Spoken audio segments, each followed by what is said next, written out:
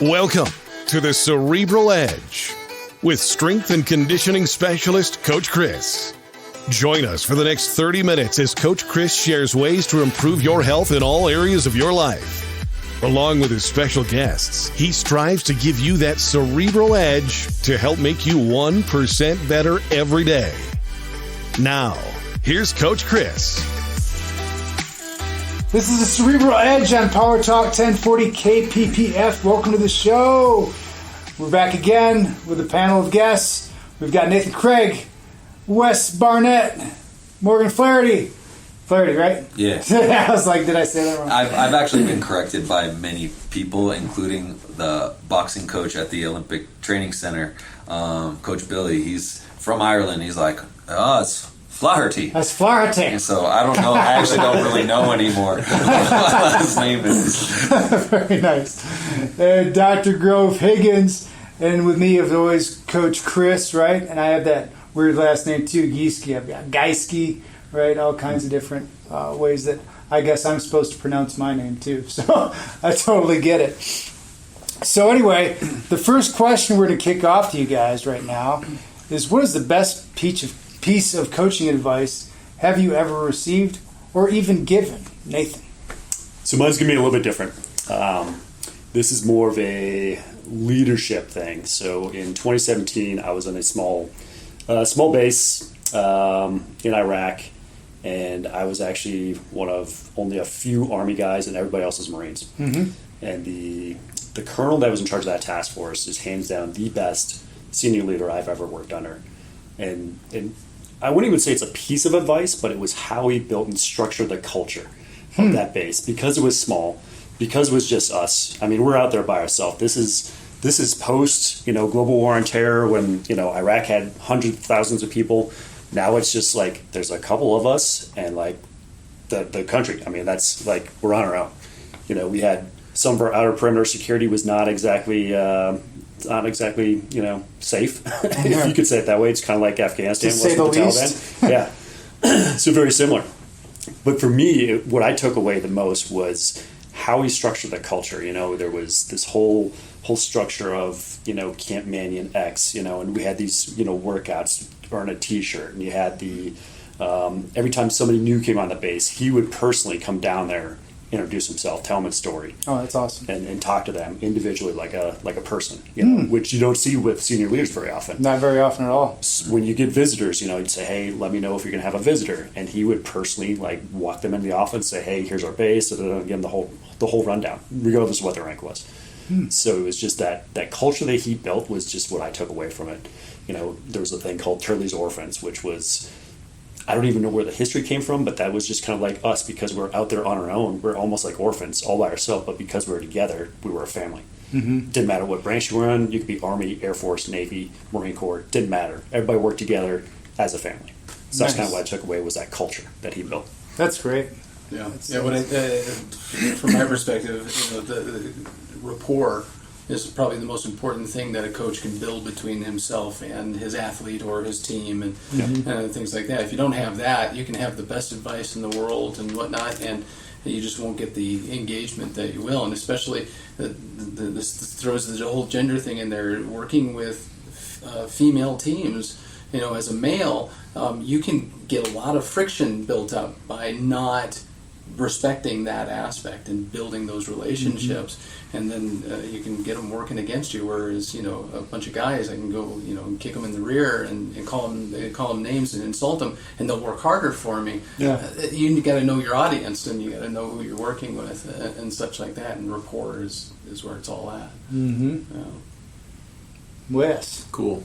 Yeah, so, in weightlifting, in the era that I lifted, it was pretty much the upper weight classes where I was at was dominated by the Russians. Then, of course, maybe the worst thing that happened was when the Soviet Union broke up, and now instead of one Soviet Union team, you had 15 different Russian republics, and at the time it was more difficult to make the Soviet team than it was to actually win the Olympic gold medal. So Wow. in some of those classes, so if you made the team, you're almost a shoo-in because they were that good. Wow. So there was always this kind of expectations. The United States, we were, the powerhouse in the 50s and in the 60s, but then after that, we were just kind of not. And there's a lot of reasons for that, but so everyone had this kind of expectation where you're going to finish, or who's going to win, or how you're going to do. And the one thing that Dragomir said to me that that has stuck with me, not only through my lifting career, but also I use this in my everyday life.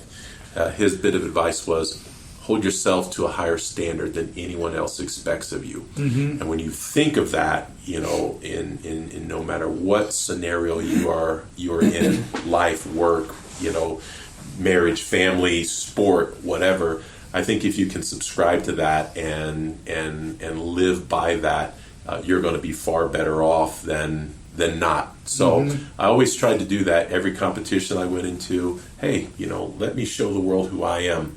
I'm not going to be relegated to, down here, at the bottom. So I would work and train along that philosophy to kind of get to the point where I was contending with the big boys, let's call them, the top of the heap there. And, eventually that worked out well for me. And, where I won our first world championship medals for a male weightlifting athlete in like 3 decades. But again, it's something that I take with me and have used in my whole life after that. So hold yourself to a higher standard than anyone else expects of you. It's 3 decades? 3 decades we hadn't won a medal at a world championship. Wow. And I did it in 1997. That's that's pretty amazing. So that kind of goes back to that saying, how you do one thing is how you do everything. That's right. Right? So holding yourself to that higher standard, it doesn't matter what it is you're doing, right? Doing chores or whatever, right? Making sure it's done to the best of your ability. Going to the gym, right? Make sure you follow that program to a T. Every set, every rep, whether you want to or not. That's... You're exactly right. And now trying to instill that in my kids, you just talked about chores and house cleaning and keeping your room clean. Yeah, it's still a struggle, but I'm trying to instill that in the kids as well. Feel like you'll be an All-American. One day. One day. Just make your bed every day, right? Morgan. I'm going to try not to take too long because there's been an unbelievable number of people that have supported me along my path of trying to make an Olympic team and try to break the national team and earn a medal. And like everybody has given me such great advice along the way that I've really kept to heart. So I guess I have a couple little nuggets that I can share, and then I'll give like the granddaddy of them all at the very end. I love it, the granddaddy. The first one has got to be my high school wrestling coach. He didn't like tell this to me, but he taught it to me, and that was find your breaking point. So after I got pretty good my sophomore year in high school to the point where I wasn't getting challenged too much in the wrestling room. So he took it upon himself to wrestle with me after practice until I quit. And so I would just try my absolute hardest until I could get a takedown on him. And it took me about 3 months of wrestling for about an hour to an hour and a half after wrestling practice to finally get a takedown. And like there were more days of crying than there were days of happiness. And it'd be funny because I would beat everybody up in practice, and then he would show me what's up. And then once I took him down, everything started shifting. So then he started sending me to other places to find new partners because he's like, you've moved on, young Padawan. And that reminds me of the scene of Good Iron Gang where he's like, where The Rock dresses up in the pads. He says, "Knock me on my butt." Yeah, it was that for me was like an important lesson. Was to find your breaking point, and because I would go as hard as I could until I could not do anymore, and like my body just gave up on me on those times. And so the next like quintessential shift that happened for me was when I got invited to move to Colorado Springs to train with the national team here. I was playing rugby at UC Davis. I was wrestling at the university, but they had their team cut. So I only had 2 years of Division I wrestling, only 1 year of partial varsity. I was like wrestling off constantly for the spot, and the other guy was up getting the best of me most of the time, all of the time. And so when I finally got invited to the Colorado Springs, it was because I was writing letters to places to go to try to keep wrestling because I wanted to finish my career. And one of the coaches here called me and he says, hey, his name was Momir Petkovic, and he says, hey, I hear you want to wrestle here in Colorado Springs with the Olympic team.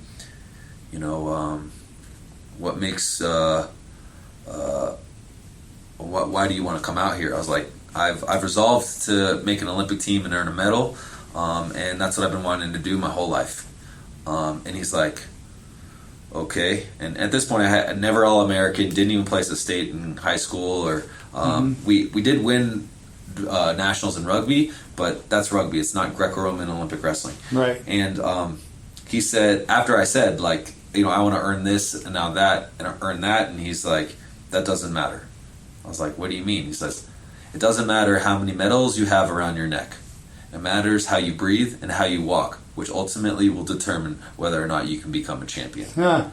And I will know when you walk through these doors whether or not you have what it takes to become a champion. Wow.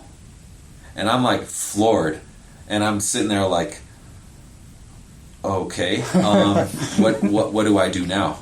And he's like, well, if you can come out here and wrestle with us, there's an opportunity for you to live with somebody for a month, and you can try out. And if you like it, or we like you, you can stay. And so Coach Muhammad took me in. I lived at his place for a month. My professors at school were all cool with it. So I lived in Colorado Springs for a month, and then I became a mop on the mat. And Momir liked what he saw. Yeah. I don't think I scored a single point, but like he liked what he saw, and then he invited me to come back. So when I graduated college, I moved to Colorado Springs, and that was how that began. Yeah. And off of his like little quote that gave me hope and belief in myself that, you know, it doesn't matter how good I have been, because I was like, I don't think I belong here. As much as I wanted, I don't think I belong at the Olympic Training Center. He's like, no, that's not what matters. And so that gave me hope in in fulfilling that journey. I think a huge piece too was having your coach come in, right, and telling you to take him down, and you getting wiped all those times. So then you're going into the OTC, right? You're probably like, this is old hat, right? Yeah. I can handle at least 3 months in a row before I get a takedown, which is kind of what happened in college too.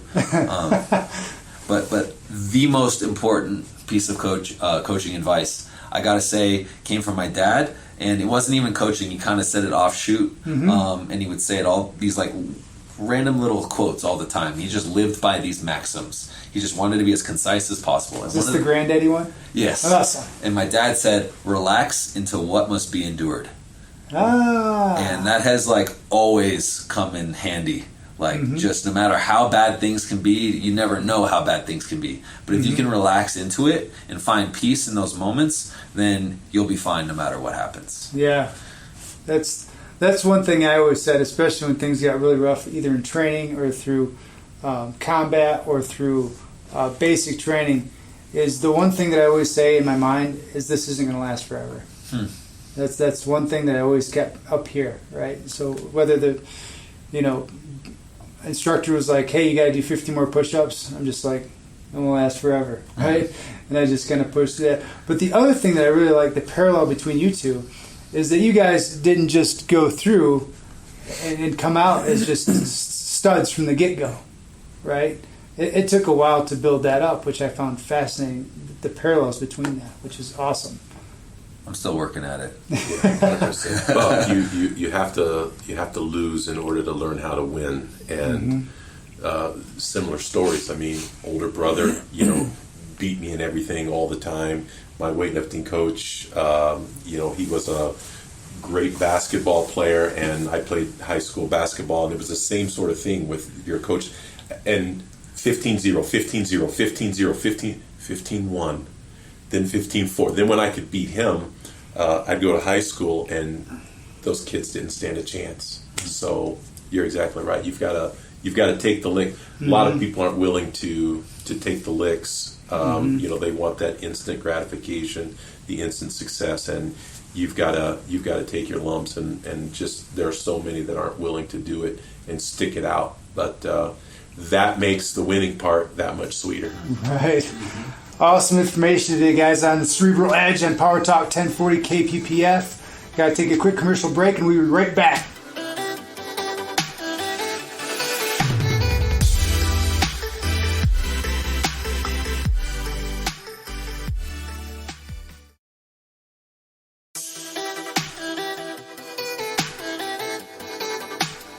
We are back with Power Talk 1040 KPPF. This is the Cerebral Edge with Coach Chris, and I'm back with Wes Barnett, Nathan Cragg, Morgan Flaharty, and Doc Grove Higgins.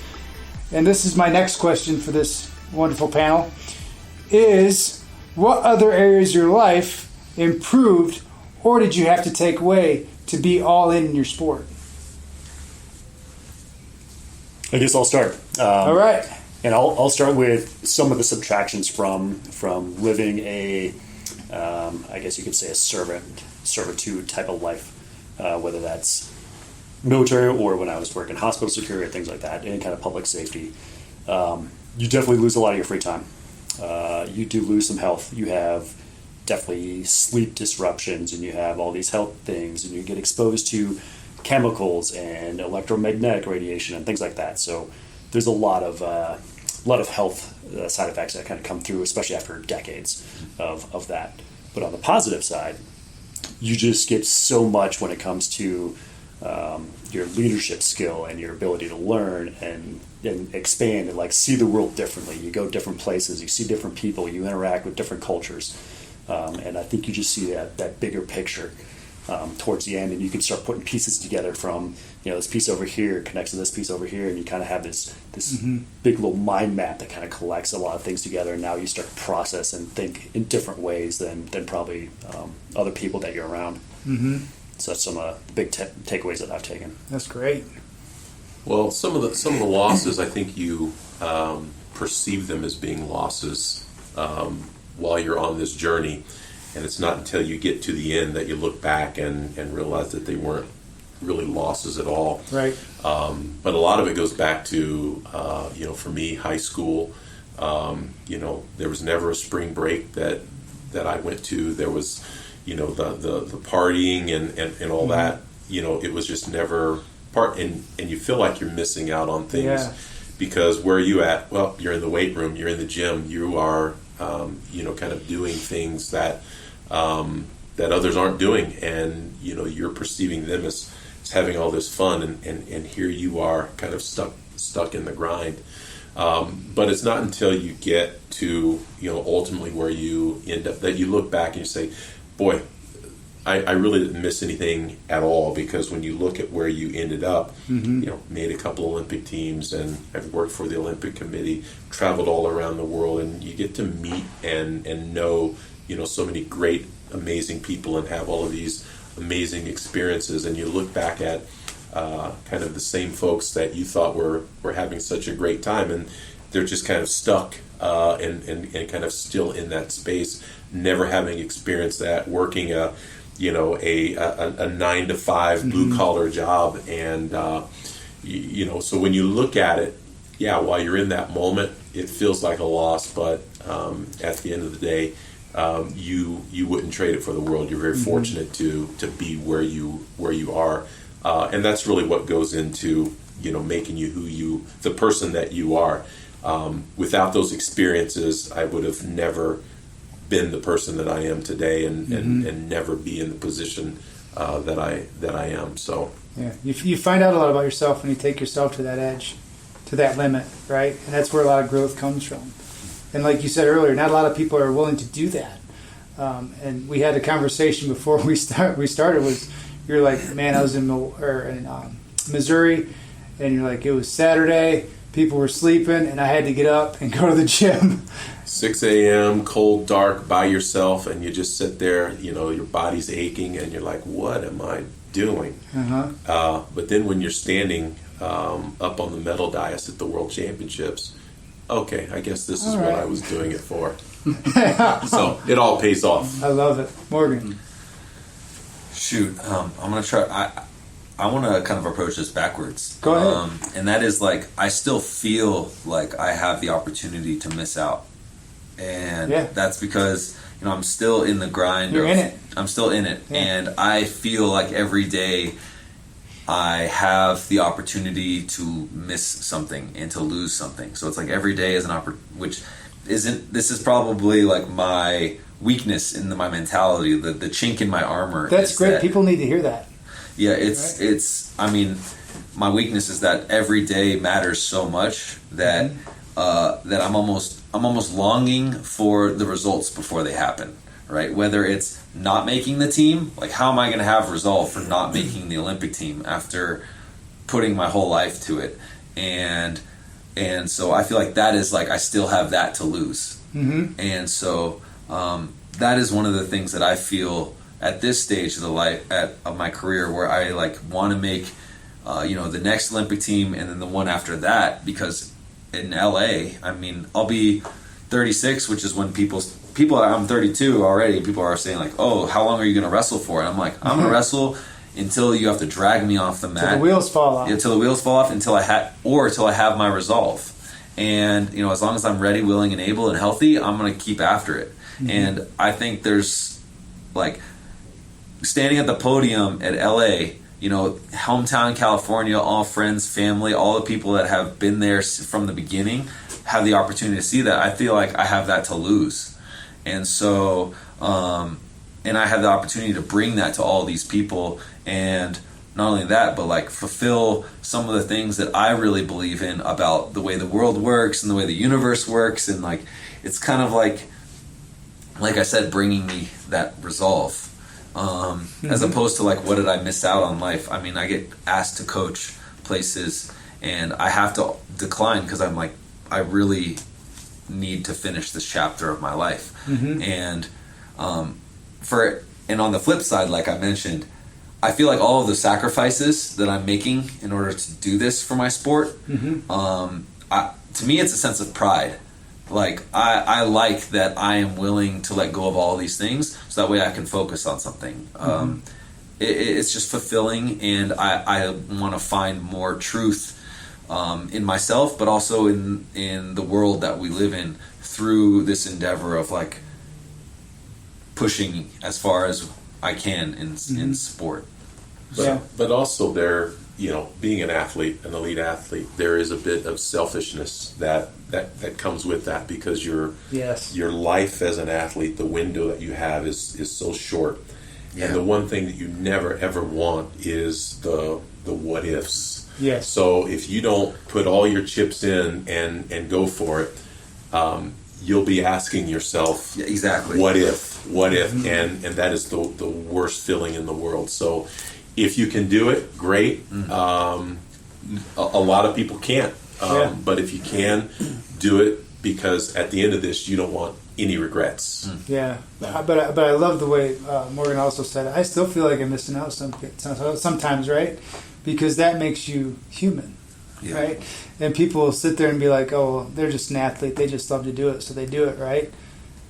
Nothing can be further from the truth sometimes. Well, what you have to think about, too, is those that are around you. Like, my wife, we had a small child, and the amount of time that I was home compared to away in the gym on the road, you kind of miss those years. So that's another thing. And, you try to make up for it, kind of later in life, the best that you can. But again, if you want this, there's this level of selfishness that you have to have that a lot of people don't understand. They don't understand at all, yeah. But you want to leave this when it's time to hang them up, to look back and say, I gave it my all, and I don't regret anything. Yeah, and there's a peace in that, right?